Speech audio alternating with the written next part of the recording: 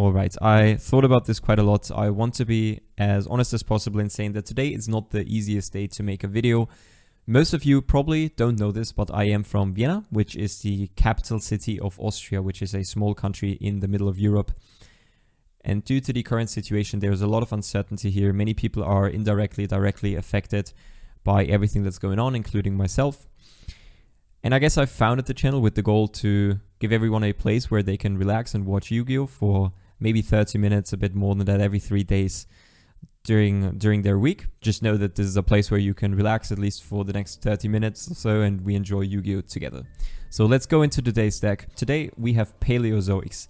This is a 60 card pile that we threw together, with Grass-Looks Greener being our main win condition of the deck. What we try to do going first is we try to resolve Grass-Looks Greener, Desires, Reasoning to get a lot of trap cards in the grave, draw cards, see these cards more consistently, and then on the opponent's turn we have a lot of stuff that can trigger in the graveyard.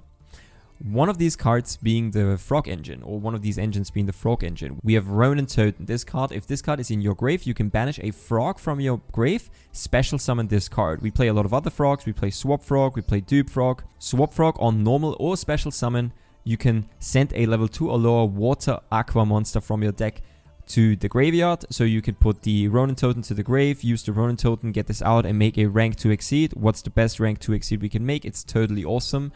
This card is nuts. It's one of our main win condition except for the trap cards. We'll get to the Paleozoic cards in a second. This is our first win condition. Once per turn during the standby phase, you can detach one material from this card and special summon a frog monster from your deck directly. So you can, in the standby phase, summon the Swap Frog. Swap Frog triggers. You can send the Ronin Totem or the Dupe Frog to the grave, depending on what you need. And then once per turn, when your opponent activates a monster effect spell trap card, you know, your usual stuff, you can basically send itself or any other aqua monster you control to the grave and negate the activation, destroy it, and then you can even set the card to your field. So this is not only a negation, this is a +1. And if it's sent to the graveyard in any way, you can target a water monster, including itself if you need it, and add it to your hand. This card is absolutely nuts. And then in order to get more advantage out of our Grass-Looks Greener, we play a lot of payoffs in the grave as well, except for the Frog Engine. We play the Paleozoic cards. So these are, we have I think 15 trap cards here, Paleozoic, so we max out on all of them. Is this the best thing to do? I don't really know. This is the deck I have come up with. Maxing out on these Paleozoic cards gives you the highest chance to mill them in the grave when you need it, also with a Reasoning. And those have different effects. These trap cards have different utility effects, but one that they have all in common is once per chain, when a trap card is activated while this card is in your grave, you can special summon it as a normal monster, but if it's summoned this way, it's unaffected by monster effects. So what happens is you set 5 cards usually, then you activate these traps on your opponent's turn and chain your Paleozoic cards in the graveyard to your trap card and special summon them out of the grave. One thing we have to keep in mind is that they can miss timing. What does that mean? Very similar to Thunder Dragon Titan, if we remember from the Thunder Dragon profile. This card says you can basically destroy an opponent's card if you activate a Thunder Monster effect in your hand. But if your opponent chains another card to your Thunder effect in the hand, you cannot chain the Titan because it has to react directly to your Thunder Dragon effect in the hand, but your opponent has priority on activating something before that.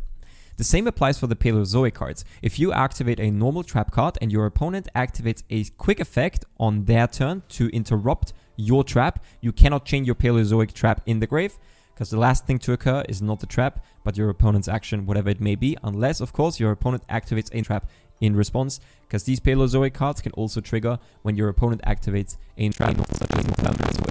So all of these summon themselves out of the graveyard, and then with them you can go into strong Exceed monsters. The Paleozoic, I don't even know what it's called, Opebenia. 2 level 2 monsters, it's unaffected by monster effects, same as the Paleozoics when they get special summoned out of the graveyard. If it has a trap card as Exceed material, you can detach one, add a Paleozoic trap from your deck to your hand, and you can activate Paleozoic trap cards from your hand. Pretty good card. This one is also very good, but this requires 3 level 2 monsters. It's also unaffected by monster effects, and once per turn, if a trap card is sent from your spell and trap zone to the grave, you can excavate the top card of your deck, and if it's a trap card, you can add it to your hand. otherwise send it to the grave. And once per turn during either player's turn, if it has a trap card as an exceed material, you can detach one and destroy a card on the field.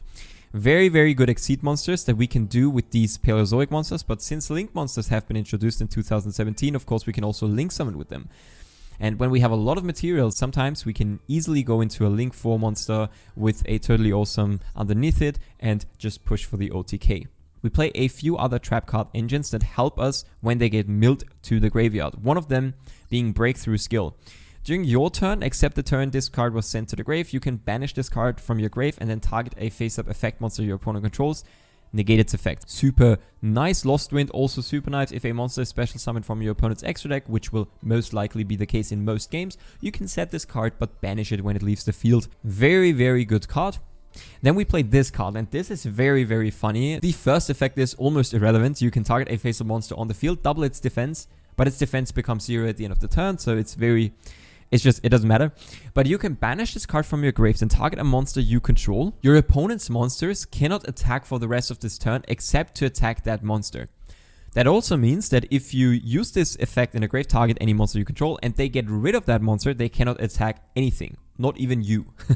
So this is also some funny place where you can banish, if you have 2 copies of this in a grave, you can banish both of them, target 2 different monsters you control, and your opponent cannot attack at all. Also, we play a Paleozoic trap card, Leancholia. I don't know if this is how it's pronounced. You can target a banished card, return it to the grave. So you can use this, rise to full height, use the Leancholia, put the rise to full height back to the grave, and because it's not once per turn, you can banish it once again and then make it so your opponent cannot attack. This makes it so you can grind versus every deck, because almost no deck has an option to kill you if their only way is to deal effect damage, right? Every deck has to attack at some point. So this is your way of grinding with very unfair decks like even Drytron or the Adamantipator deck, for example. We also play a, you could say, third engine to get a payoff for the graveyard. This is the Absolute King Back Jack. During your opponent's turn, you can banish this card from your grave, excavate the top card of your deck, and if it's a normal trap, set it to your field. This works perfectly with all of the trap cards we play in the deck and the Paleozoic archetype. Otherwise, send it to the grave. And that set card can be activated during the turn. So you can banish this card from the grave if you have it on your opponent's turn, and then put a trap card that you see to the field, and then you can activate it immediately.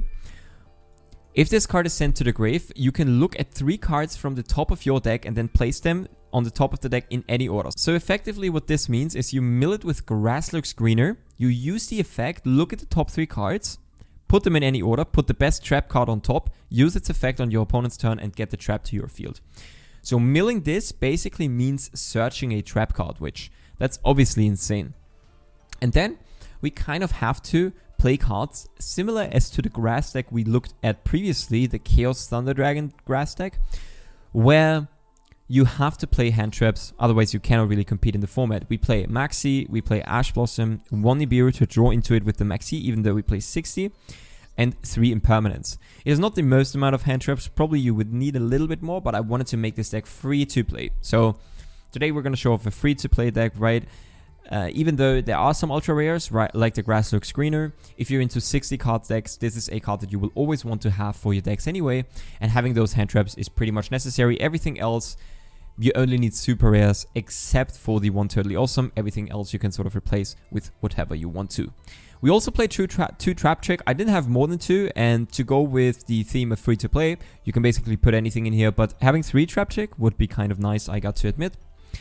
And that's basically everything. We also play a few budget traps like Compulsory and Torrential Tribute. A Solemn Strike, another Solemn Judgment would be nice here and there. Of course, as I said, free to play, so that's what we're going to work with today. Let's go into some replays. Alright, let's see how this deck works.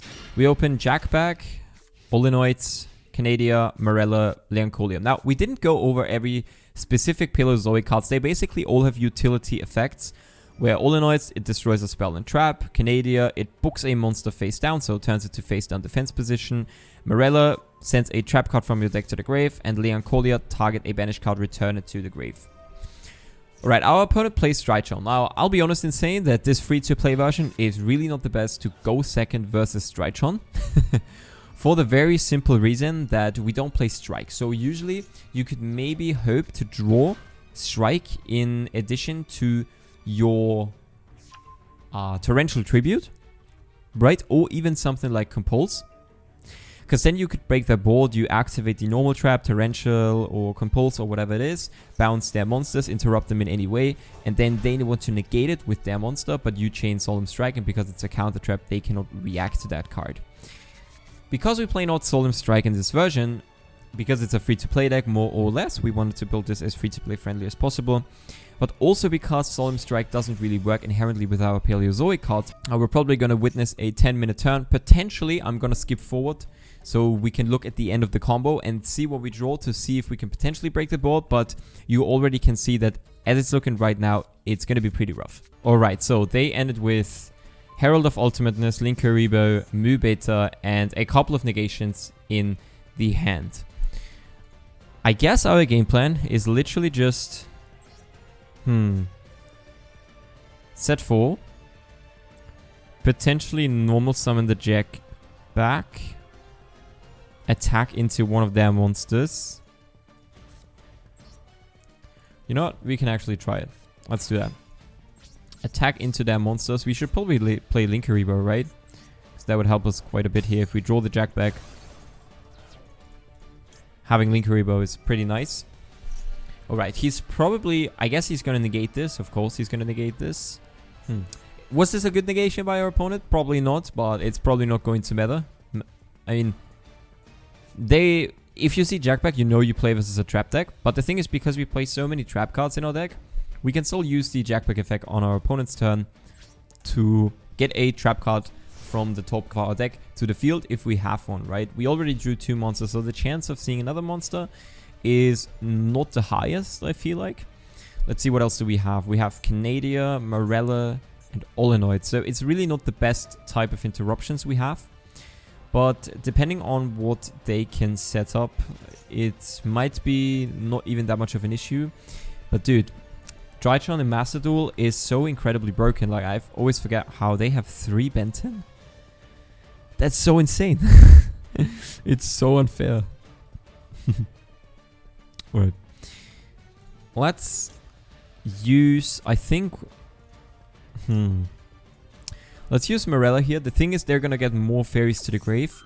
And before they get more fairies to the grave, we want to sort of set up any sort of play. Because we still have a couple of triggers here. We have Jackback, we have Morella.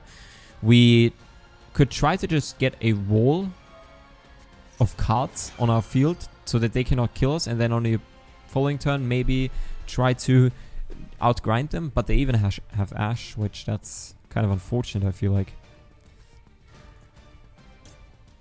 Maybe they're gonna be a bit trigger happy if I just use this effect, but they can just flip up the ultimateness again if we use Canadia on it, so this is not looking too good here. Definitely not looking too good. We better still having 2 materials underneath. Should we just concede? I feel like we should maybe just concede. Because they can go for another Mu Beta, they can even go for something like Zeus and potentially wipe the entire board. You know what? I think we can just get out of here. So, yeah, I mean, that was just an example of how Drytron basically just wins if they go first. Versus any deck. I mean, you can just hope to draw all of your hand traps and basically make it so you have a very high chance of seeing those, but unless you see Max C versus the current Drytron deck in Master Duel, you are... It's not going to matter, right? Because I remember from the TCG how it was. I haven't really played versus too much Drytron even, I have to say. On Master Duel, I feel like still a lot of people are on other decks, like Eldritch is something I have faced quite a lot into Tri-Brigade Zodiac deck, but Drytron not too much. But I remember from the TCG how it was when Benton was still at 3, and you could play Union Carrier and all of those crazy cards. The deck basically felt way too resilient into any hand trap. It didn't really matter what you threw at them. So, yeah, that's just how it is, right? And even if you play a smaller number of cards in your deck, there is no guarantee you will draw the Maxi. I think the chance of drawing it, I think, lowers to for about 8%.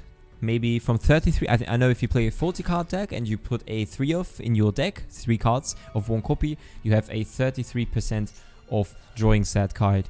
But if you play 60, you only have maybe a 25% chance. I'm not entirely sure. Dude, we play versus S-Force. I've literally never played against this deck. Alright, let's read through this. The only time I ever engaged with this deck at all was when I ranked all the archetypes for 2021, and I remember saying that this archetype, from the artwork and everything, it feels so lackluster. It feels very similar to all of the decks we've seen in the past. I can't recall which deck exactly, but I feel like this, it reminds me so much of one specific deck. Oh yeah, right, exactly, the Platina. This card even, it reminds me so much of Master Plan from Spirals. But, ooh, that's a good draw. What's this? Reinforced Truth. Special summon 1 level 2 or lower warrior monster from your deck. Alright.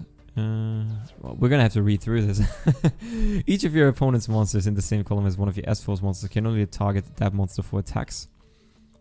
Quick effect, you can banish 1 S-Force card from your hand, return this card to the hand, and if you do special summon 1 S-Force monster from your deck in defense position, but we don't know what the cards do that they special summon from the deck.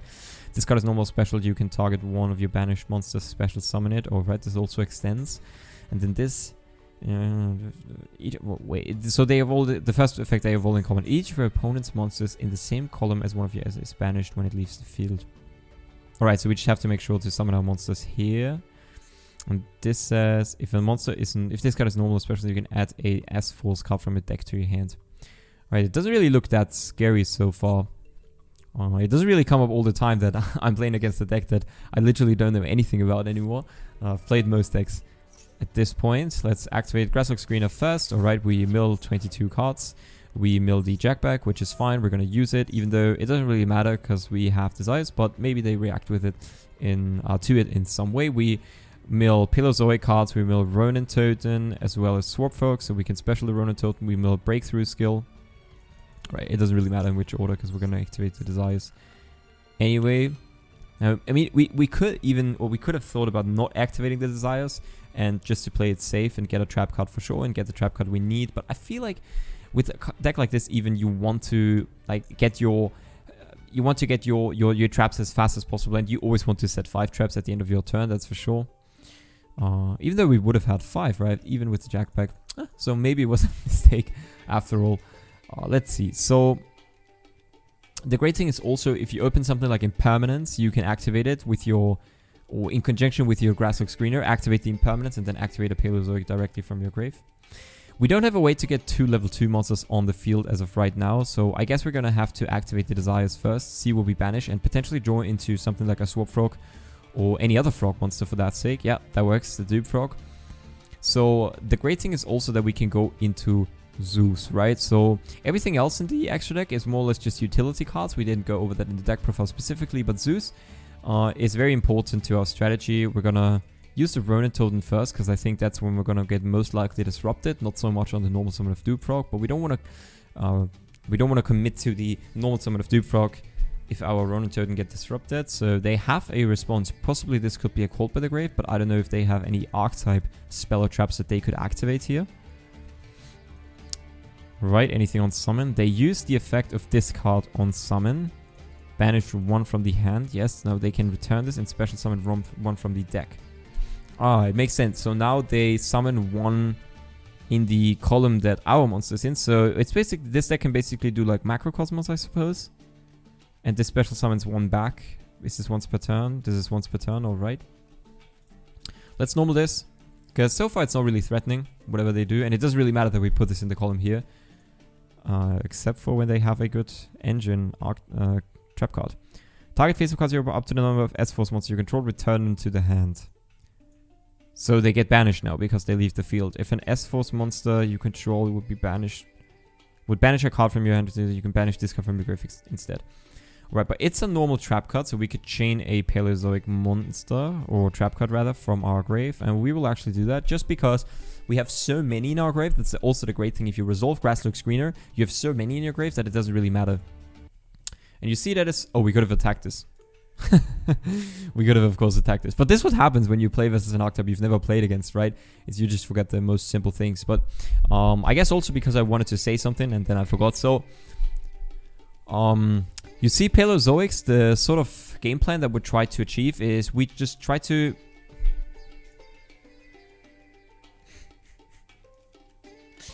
Dude, this happened to me in the Exceed Festival, I think 5 times in a row.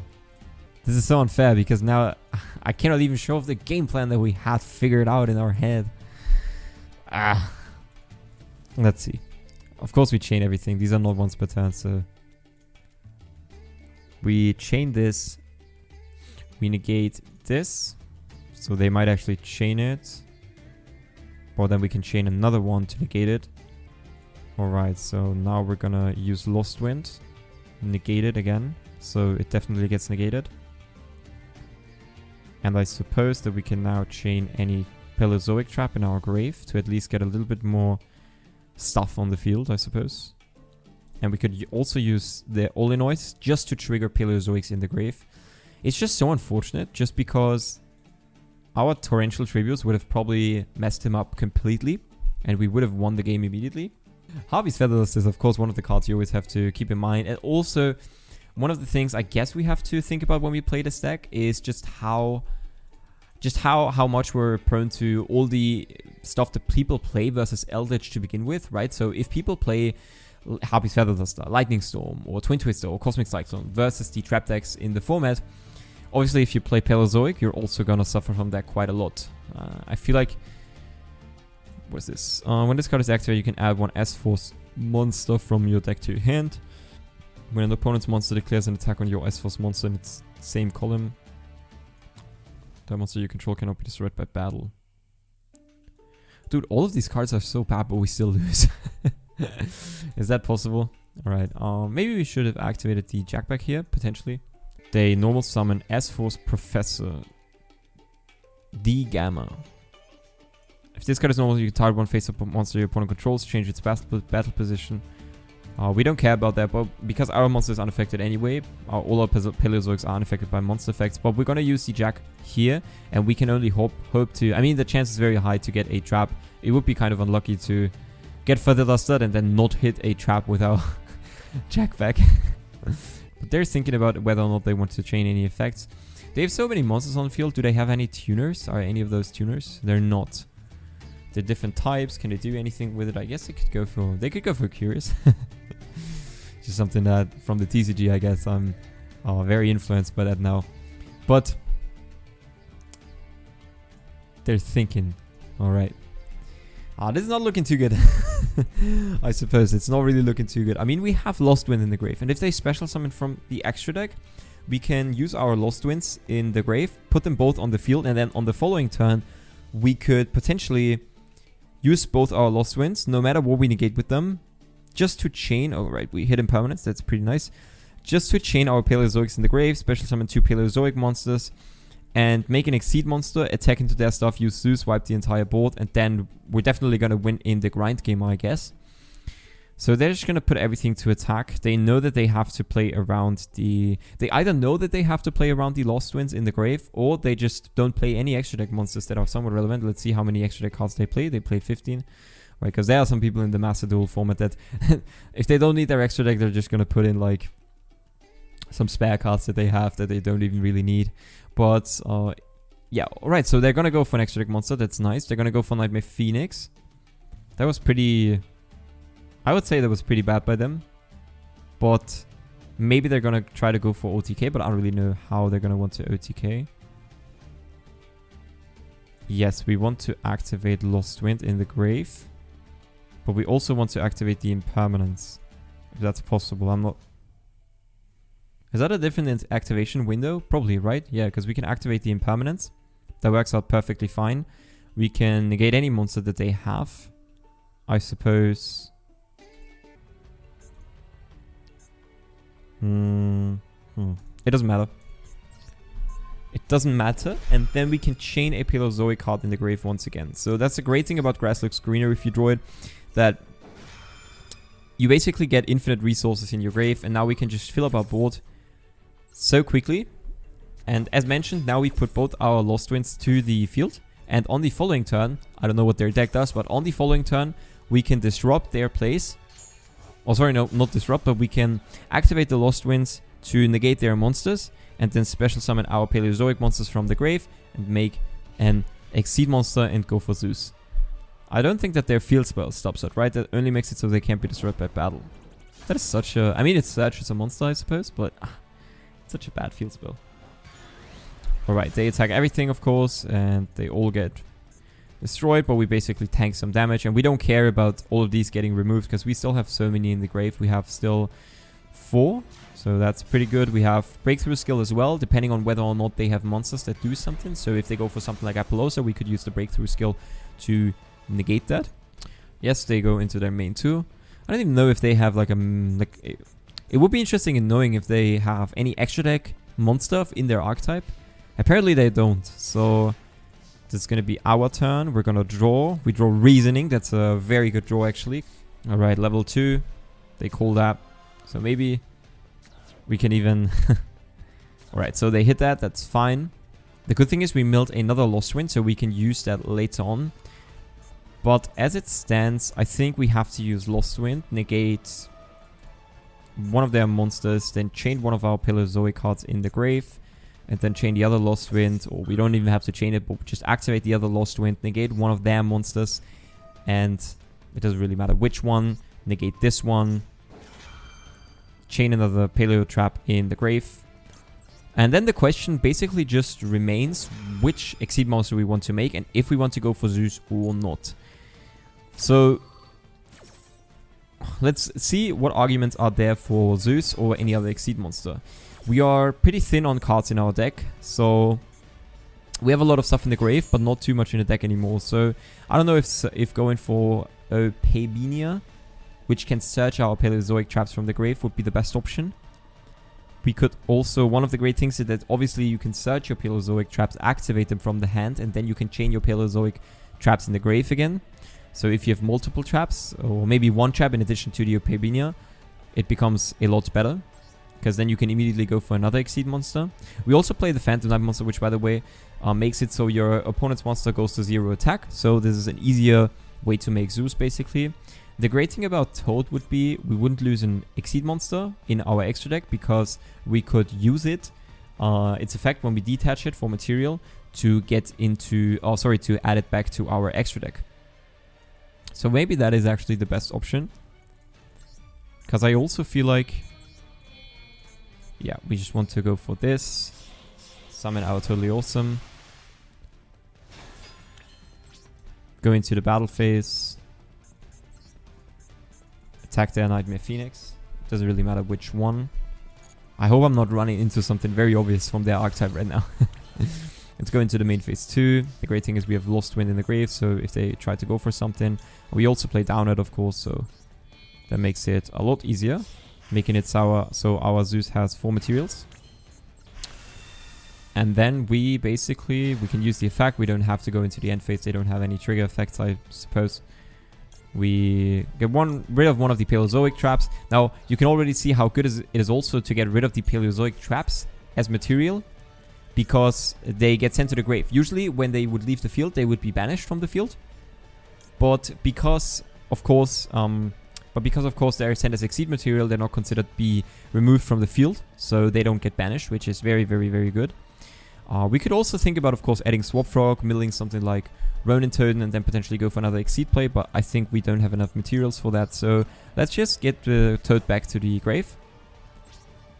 And then basically they're on top deck mode. I don't think they have any grave follow-up, which we have. Any trap that we draw right now becomes incredibly high value, because we can special summon any Paleozoic trap out of the grave. We have Lost Wind there.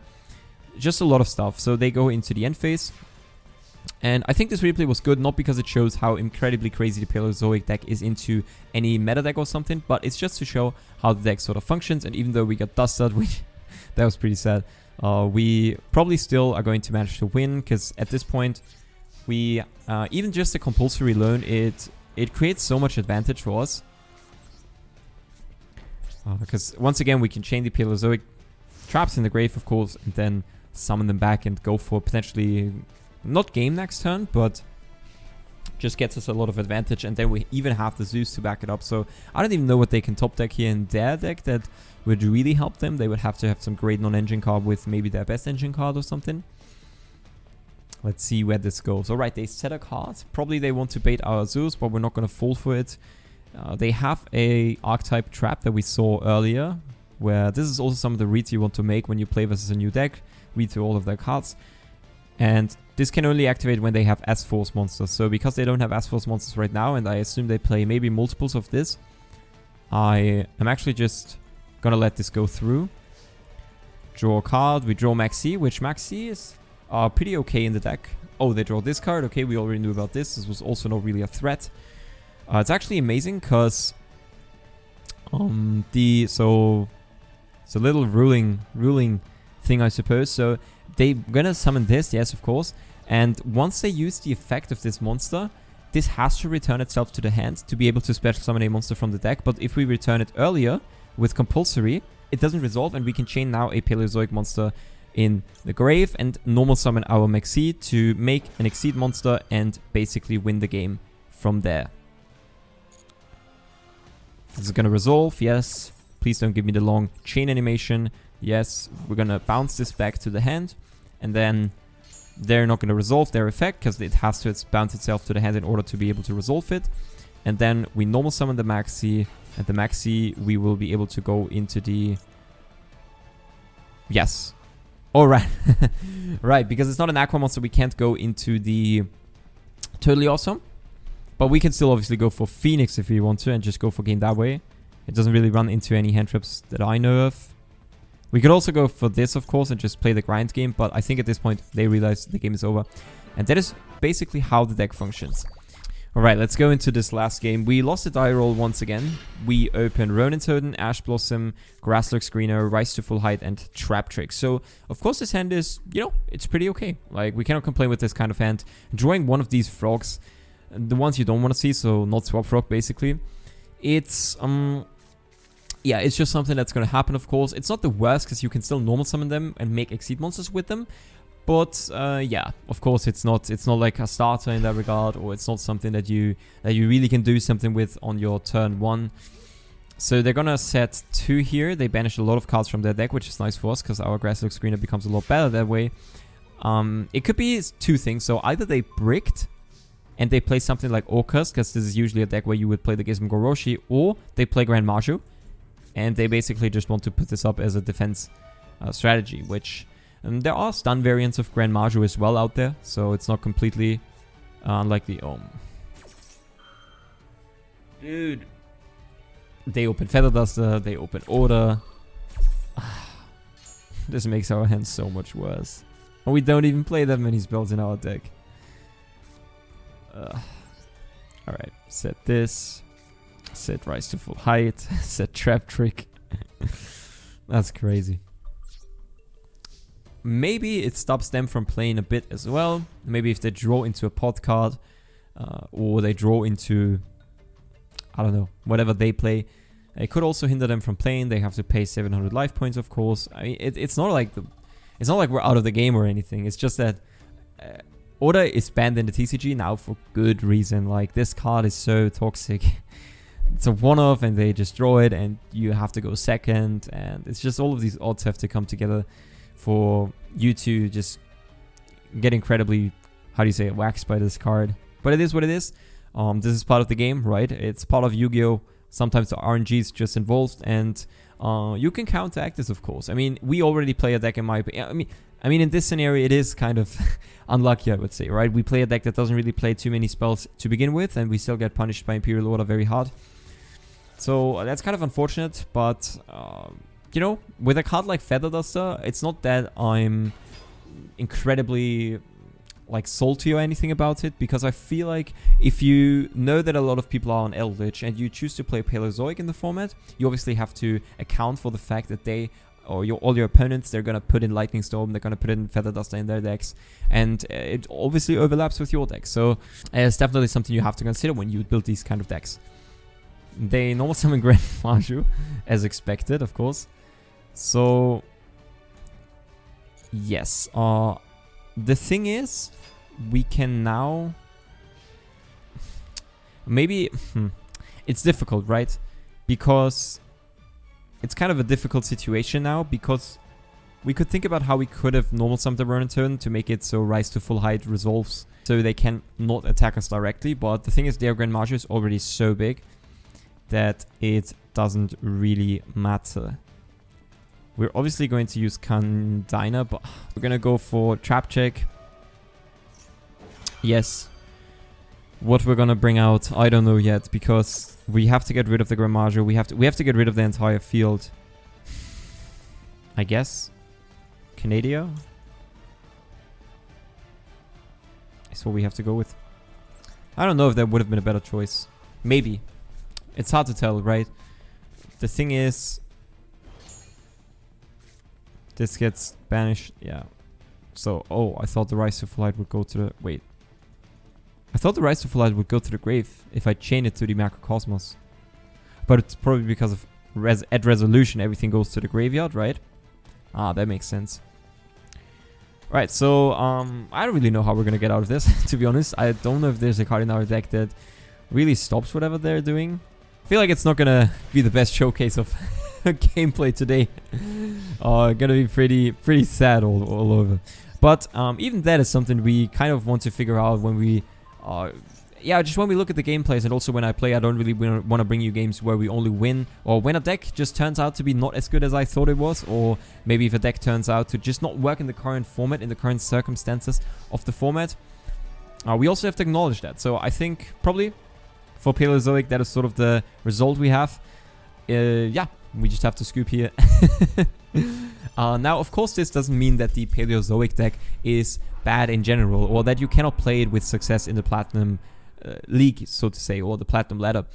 It's just that right now in the current format, I believe, if it overlaps really with all the cards that people are playing, like Lightning Storm, Feather Duster, it might not be the best choice. However, I still think this is a great free-to-play deck, right? It's not something where you have to invest a lot of gems in. If you want some grindy games, if you still like your trap decks, and I feel like it's a very neat and funny strategy all around, especially with the frogs. Once again, I hope everyone is safe from wherever you are, and I hope you loved the video, and I will see you in the next one very soon.